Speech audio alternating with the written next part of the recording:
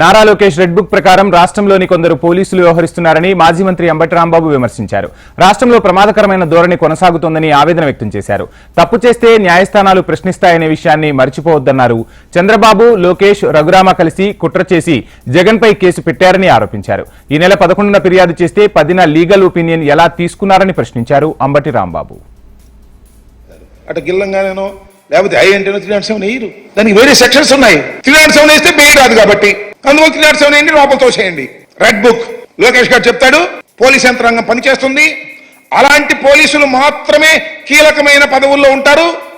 లోకేష్ గారు, రాజు గారు, త్రిపులార్ ముగ్గురు కలిసి కుట్ర చేసి జగన్మోహన్ రెడ్డి గారిని ఇబ్బంది పెట్టాలి, జగన్మోహన్ రెడ్డి గారి మీద కూడా 307 కేసు వేసి ఒక వికృతమైన ఆనందాన్ని పొందాలి అనేటువంటి కుట్రతో ఈ కేసుని మొన్న 11వ తారీఖున రిజిస్టర్ చేశారు.